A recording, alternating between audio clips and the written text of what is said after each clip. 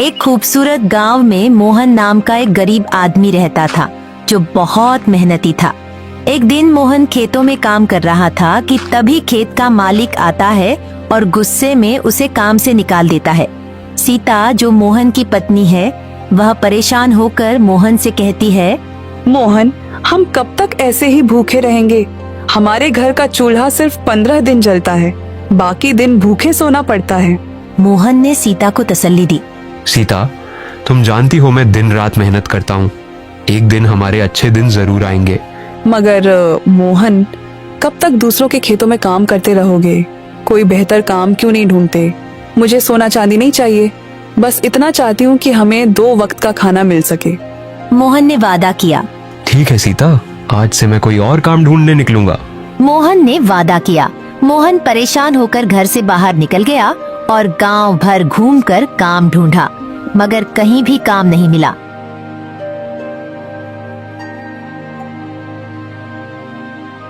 आखिर में वह मुखिया के पास गया।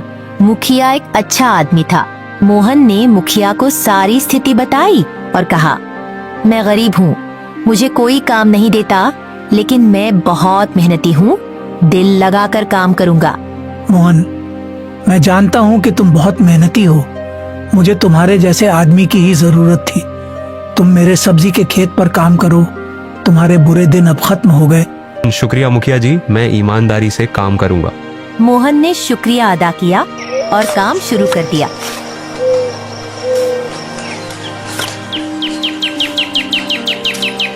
एक दिन काम के बाद मोहन बहुत भूखा था।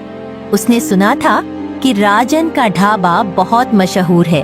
गया और बोला, भाई मुझे तूर दाल, देसी घी वाली रोटी और चावल दे दो, बहुत भूख लग रही है।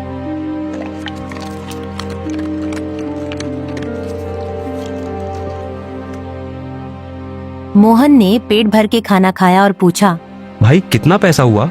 कालू जो ढाबे का नौकर था बोला, तुमने तूर दाल, देसी घी वाली रोटी और चावल खाया है, तुम्हें इतना पैसा देना होगा। ये क्या मजाक है? ये कोई 5 स्टार होटल है क्या? इतना महंगा खाना तो शहरों में भी नहीं मिलता। कालू ने राजन को बुलाया। राजन गुस्से से आया और बोला, जब तुम्हारे पास पैसा नहीं था तो यह खाना क्यों खाया? मेरे पास अब भी पैसा नहीं है, ये थोड़ा पैसा रख लो, बाकी मैं धीरे धीरे चुका दूंगा। यहाँ सिर्फ पैसों से खाना मिलता है, गरीबों की कोई इज्जत नहीं होती। तुम जैसे लोग सिर्फ भीख मांगने लायक है। राजन ने गुस्सा करते हुए मोहन को बेइज्जत किया और जोर से धक्का दिया। मोहन रोते हुए अपने घर गया। सीता ने उसकी हालत देखी तो परेशान होकर बोली, मोहन, तुम परेशान क्यों हो? तुम्हें किसी ने कुछ कहा है क्या? राजन और विजय ने मुझे बातें सुनाई, सिर्फ इसीलिए क्योंकि मैं उनका महंगा खाना अफोर्ड नहीं कर सका। मेरी यह गरीबी मुझे जगह जगह जलील करवाती है। मोहन, मैं चुप नहीं बैठूंगी। हम मुखिया के पास उनकी शिकायत लेकर जरूर जाएंगे।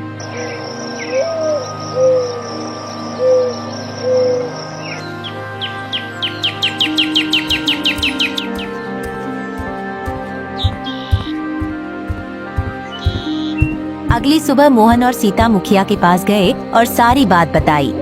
मुखिया जी, राजन और विजय ने मेरी इंसल्ट की, सबके सामने बहुत बातें सुनाई हैं मुझे। मोहन, गलती तुम्हारी है। जब पैसा नहीं था तो ढाबे में क्यों गए? मुखिया जी, पैसा न होने का मतलब ये नहीं कि किसी को बेइज्जत किया जाए। वो लोग सिर्फ पैसा मांगते तो बात और थी, मगर उन्होंने मोहन की इज्जत उछाल दी। ठीक है, मैं राजन से बात करूंगा। मगर मोहन समझ गया कि मुखिया भी राजन का साथी है। मोहन ने गुस्से से कहा, मैं राजन और विजय से बदला जरूर लूंगा।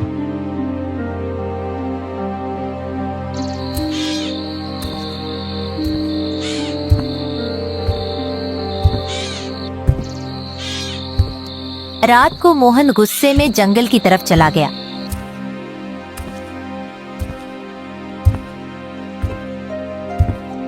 वहाँ एक अजनबी आदमी मिला जो बोला, मैं तुम्हें बहुत देर से देख रहा हूँ। तुम्हारे चेहरे से लगता है कि तुमने कुछ नहीं खाया। उस आदमी ने एक प्लेट रखी जिसमें मोहन की पसंद का खाना था, मगर मोहन ने मना कर दिया। भाई, मैं बिना पैसों के तुम्हारा खाना नहीं खा सकता। मेरे पास तुम्हें देने के लिए कुछ नहीं है। उस आदमी ने मुस्कुराकर कहा, मैं तुमसे पैसा नहीं मांग रहा, पहले खाना खाओ फिर बताओ क्या बात है। मोहन ने खाना खाया और सारी कहानी सुनाई।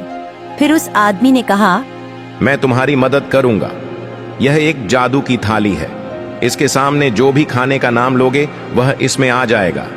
मगर याद रखना, अगर तुम एक प्लेट का 10 रुपये से ज्यादा पैसा लोगे तो यह जादू खत्म हो जाएगा। शुक्रिया भाई, यह तो एक चमत्कार है। मोहन ने शुक्रिया अदा किया और घर गया। उसने सीता को सब कुछ बताया। सीता हैरान हो गई मगर खुश भी थी।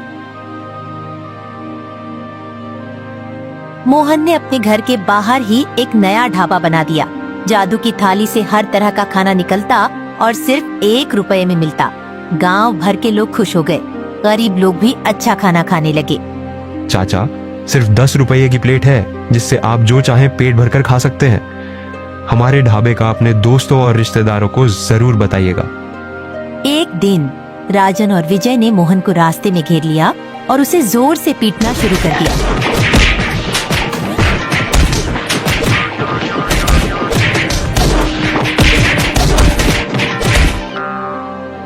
दर्द से कराहते हुए मोहन ने सब कुछ बता दिया। राजन और विजय ने सोचा कि वे जादू की थाली से सोना, चांदी और पैसा निकलवा लेंगे। मगर जब उन्होंने प्लेट के सामने माल और पैसा मांगा तो कुछ भी नहीं निकला। विजय बोला, लगता है ये सिर्फ मोहन की बात सुनती है। यह देखकर राजन और विजय परेशान हो गए। राजन ने कहा, अगर मोहन का ढाबा चलता रहा तो हमारा ढाबा बंद हो जाएगा। दोनों ने मोहन की तफ्तीश शुरू की मगर कुछ समझ नहीं आया। दोनों ने एक और चाल चली। हम मोहन के खाने में जहर मिला देते हैं, फिर उसका ढाबा बंद हो जाएगा। अगली सुबह दोनों ने मोहन की जादू की थाली में जहर मिलाने का प्लान बनाया। मगर इससे पहले कि वे जहर मिलाते, मुखिया पुलिस लेकर आ गया और दोनों को गिरफ्तार करवा दिया। मुखिया ने कहा, तुम दोनों मोहन के खाने में जहर मिला रहे थे, तुम्हें सजा मिलेगी। राजन और विजय जेल चले गए। मोहन का ढाबा और भी मशहूर हो गया। अब हर कोई वहाँ सिर्फ 1 रुपए में पेट भर के खाता था और आज भी मोहन का 1 रुपए वाला ढाबा चल रहा है।